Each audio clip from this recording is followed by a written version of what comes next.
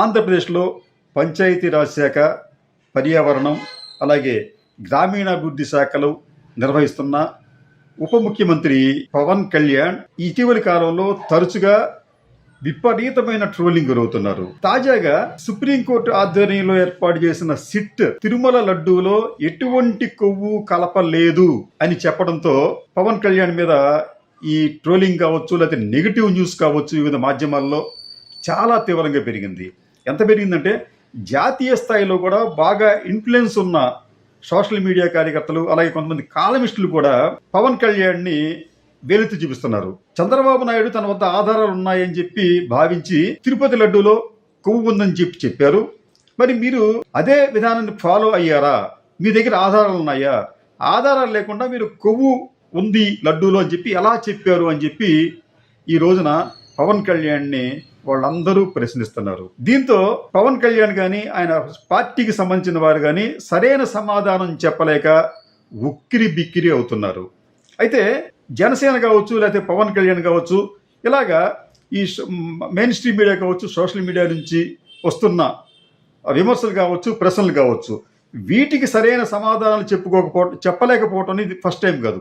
గతంలో కూడా ఈ పరిస్థితి జనసేనకు అలాగే పవన్ కళ్యాణ్కు కూడా అనేక సార్లు ఎదురైంది. పవన్ కళ్యాణ్ ఉద్దేశం ఏంటంటే ఆంధ్రప్రదేశ్లో జగన్మోహన్ రెడ్డికి అనుకూలంగా ఉన్న మీడియా అలాగే సోషల్ మీడియా కూడా చాలా స్ట్రాంగ్గా ఉంది అని చెప్పి జనసేన కార్యకర్తలకు, నాయకులతో పాటు పవన్ కళ్యాణ్ కూడా ఉంది. ఈ భయం వారికి ఎంతవరకు వెళ్ళిందంటే వైసీపీకి సంబంధించిన మీడియా పట్ల మనం చాలా అప్రమత్తంగా ఉండాలి, జాగ్రత్తగా ఉండాలి అని ఒక రకమైన అభద్రతా భావానికి గురవుతూ చేస్తున్న హెచ్చరికలు ఎంతవరకు వెళ్ళాయంటే ఈ నెల 22వ తేదీన జనసేన పార్టీ అధికారికంగా ఒక లెటర్ రిలీజ్ చేసింది. ఆ లెటర్ హెడ్డింగ్ ఏమిటంటే సర్వదా అప్రమత్తంగా ఉందాం. ఎవరి పట్ల? జగన్మోహన్ రెడ్డి మీడియా పట్ల మనం సర్వదా అప్రమత్తంగా ఉందాం అనే ఉద్దేశంతో దాన్ని రిలీజ్ చేశారు. ఇది సందర్భం ఏమిటంటే పవన్ కళ్యాణ్ కొంతమంది నాయకులతో మాట్లాడుతూ ఆ సమావేశంలో ఆయన చేసిన ప్రకటన ఒకసారి, అంటే వాళ్ళు ఇచ్చిన సమాచారమే. ఏం చెప్తారంటే ఈ మధ్య కాలంలో వ్యక్తుల మధ్య జరుగుతున్న ఘర్షణలు, ఆర్థిక లావాదేవీలు, మానసిక బలహీనతలు, వ్యక్తిగత కుల విభేదాలను జనసేనకు ఆపాదించడానికి కిరాయి వ్యక్తులు, కిరాయి మాధ్యమాలు కలిసి కుయుక్తులు పన్నుతున్నాయి. ముఖ్యంగా వివాహేతర సంబంధాల రచ్చను కూడా పార్టీపై రుద్దాలని మార్గాలను అన్వేషిస్తున్నాయి. ప్రజా ప్రయోజనాల దృష్ట్యా ఇటువంటి ప్రచారాలను మనం తీవ్రంగా ఖండించవలసి ఉంటుంది. అంటే ఇక్కడ వీళ్ళేం చెప్తున్నారంటే ఇండైరెక్ట్గా వీరికి వ్యతిరేకంగా ఉన్న మీడియా ఉన్నది వేరే ఎవరిది లేదు. అక్కడ జగన్మోహన్ రెడ్డి జనసేనకి ఉన్న మీడియా, అలాగే వారికి సానుభూతి పరులుగా ఉన్న సోషల్ మీడియా కార్యకర్తలు ఈ జనసేన చేసే ప్రతి తప్పును ఎత్తి చూపిస్తున్నారు. అయితే దీన్ని మనం సరిగ్గా సమాధానం చెప్పుకోలేని పరిస్థితుల్లోకి వెళుతున్నాం అని కూడా ఈ లేఖ పరోక్షంగా చెప్తుంది. అంతేకాకుండా మన మధ్య లోపాలు చాలా ఉన్నాయి, ఇవన్నీ కూడా వాళ్ళు ఎత్తి చూపిస్తున్నారు. ఈ లోపాలు ఉన్నప్పటికీ కూడా మనం వాళ్ళని ఎదుర్కోవాలి, ధీటుగా ఎదుర్కోవాలి అని చెప్పడం కూడా ఈ లేఖ ఉద్దేశం. ఈ పనికి ఏం చెప్పారంటే ఈ వివాహేతర సంబంధాల గురించి కూడా మనం జాగ్రత్తగా ఉండాలి. అంటే మీ పార్టీలో వివాహేతర సంబంధాలు ఉన్నాయని చెప్పి మీరు ప్రత్యక్షంగా అంగీకరిస్తున్నారా? అలాగే ఇతరత్ర అంశాలకు సంబంధించి కూడా మీకు ఆర్థిక లావాదేవీలు, మానసిక బలహీనతలు, ఇవన్నీ కూడా వ్యక్తిగత అంశాలు. అంటే ఈ పార్టీలో ఇటువంటి సమస్యలన్నీ ఉన్నాయి అని చెప్పి ఈ సమస్యలను సరిదిద్దుకోవాల్సిన పవన్ కళ్యాణ్ ఆ పని చేయకపోగా ఏం చెప్తాడంటే ఇవన్నీ మనకు ఉన్నాయి కాబట్టి ఇటువంటి వీళ్ళు ఎత్తు చూపిస్తారు కాబట్టి దాన్ని మీరు ధీటుగా ఎదుర్కోండి అని చెప్పి తన శ్రేణులకు పిలుపునివ్వటం విశేషం. అయితే ఎప్పుడైతే ఆయన ఈ ప్రకటన చేసి సోషల్ మీడియాలో పెట్టిన వెంటనే దాదాపు ఈ పోస్ట్ను దాదాపు 60,000 మంది పైన చూశారు. పెట్టిన వెంటనే అదే పార్టీకి సంబంధించిన సానుభూతి పరులు, కార్యకర్తలు వెంటనే మేల్కొని అందరూ కూడా జనసేన పార్టీని తప్పుపడుతూ పోస్టులు పెట్టడం విశేషం. ఈ పెట్టిన పోస్టుల్లో కొన్ని అయితే మరీ ఘాటుగా ఉన్నాయి. దీంట్లో నరేష్ సాగిలి అనే ఆయన ముందు పవన్ కళ్యాణ్ గారు జనసేన కార్యకర్తల్ని సోషల్ మీడియా కార్యకర్తల్ని పట్టించుకోండి. ముందు మీరు అధికారంలోకి వచ్చిన తర్వాత ఒక్కసారి కూడా కార్యకర్తల గురించి ఆలోచించలేదు, కార్యకర్తల గురించి ఒక్క మాట కూడా మాట్లాడలేదు, వాళ్ళ కష్టాలని వినిపించుకోలేదు, చూడటం లేదు అని చెప్పి ఒకసారి చొరకండిచ్చాడు ఆయన. మీ గెలుపు కోసం సొంత డబ్బులు పెట్టుకుని భూములు అమ్ముకొని పనిచేస్తే ఈ రోజున అలాంటి వాళ్ళని పట్టించుకోవడం లేదు. ఈసారి మీరు గెలవాలన్నా, మీ పార్టీ గెలవాలన్నా ముందు కార్యకర్తలకు న్యాయం చేయండి, తర్వాత ఇలాంటి పోస్టులు పెడుతురు కానీ అని చెప్పి ఇది కూడా ఇంకొక నెటిజన్ పెట్టాడు అనమాట. ఇది ఇంకొక ఆయన ఏమంటాడంటే, నరేంద్ర బి అని ఆయన, అభిమానం ఉంటే ఓటు వేయండి, అంతేకాని పార్టీ కోసం కష్టపడకండి.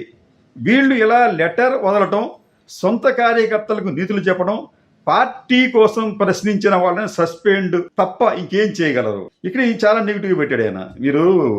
మీరు అభిమానంతో ఓట్లు వేయండి, అంతేగాని ఈ పార్టీ కోసం మీరు కష్టపడద్దు, ఈ పార్టీ మన కోసం లేదది. ఎవరన్నా ఒకప్పుడు ప్రశ్నించమని చెప్పి పవన్ కళ్యాణ్ చెప్పాడు, కానీ ఆ తర్వాత ఎవరన్నా ప్రశ్నిస్తే వాళ్ళని పార్టీ నుంచి బయటికి పంపించాడు ఆయన. దానికి ఏమంటాడంటే, పార్టీ కోసం ప్రశ్నించిన వాళ్ళని సస్పెండ్ చేయడం తప్ప మీరు ఇంకేం చేయగలరు అని చెప్పి నేరుగా, సూటిగా, ఘాటుగా పవన్ కళ్యాణ్ ప్రశ్నించాడు.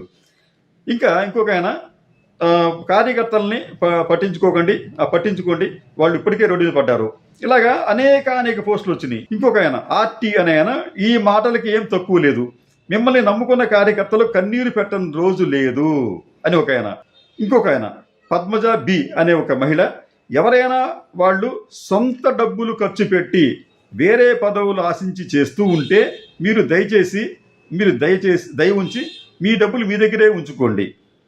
జనసేన పార్టీకి ప్రజల కోసం నిస్వార్థంగా పనిచేసే వాళ్ళు మాత్రమే కావాలి అని చెప్పి ఏదో ఆవిడ డబ్బులు మీరు ఖర్చు పెట్టుకోవద్దు అని చెప్పి ఏదో ఒక సందేశం ఇచ్చేట్టుగా ఉంది ఆవిడది.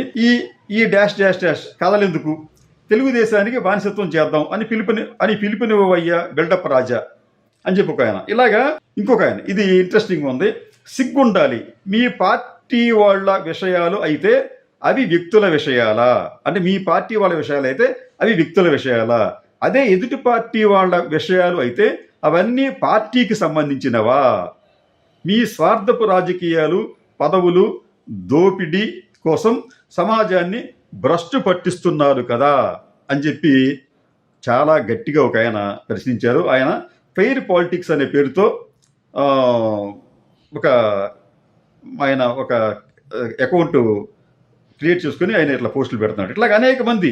ఇంకోటి, మనకి సొంత పార్టీ లేదు, బొక్క లేదు, మా వాడు ఎప్పుడు బొల్లిబాబుకి బానిస కుక్కే అని పిల్ల సైనిక్స్ డిసైడ్ అయిపోయారా అని చెప్పి ఇంకొక ఆయన. ఇలాగా మనం అప్రమత్తంగా ఉందాము అని చెప్పి, సర్వదా అప్రమత్తంగా ఉందామని చెప్పి పవన్ కళ్యాణ్ ఒక లేఖను విడుదల చేస్తే దానిని తీవ్రంగా వ్యతిరేకించింది, తీవ్రంగా విమర్శించింది ఇతర పార్టీ వాళ్ళు కాదు, వైసీపీ కానీ వైసీపీ పార్టీ మీడియా కానీ కాదు, అదే జనసేన పార్టీకి చెందిన వారే దీనిని వ్యతిరేకించారు. అంటే జనసేనకు చెందిన సానుభూతి పరులు, కార్యకర్తల్లో తీవ్రమైన ఒక అసంతృప్తి ఉంది అని అనిపిస్తోంది. మరో విషయం ఏంటంటే, జగన్మోహన్ పార్టీకి సంబంధించి వారికి ఉన్న మీడియా పరిమితంగానే ఉంది. అంటే మీకు టీడీపీతో పోలిస్తే వాళ్ళకున్న మీడియా చాలా స్ట్రాంగ్గా ఉంది, మెయిన్ స్ట్రీమ్ మీడియా చాలా స్ట్రాంగ్గా ఉంది.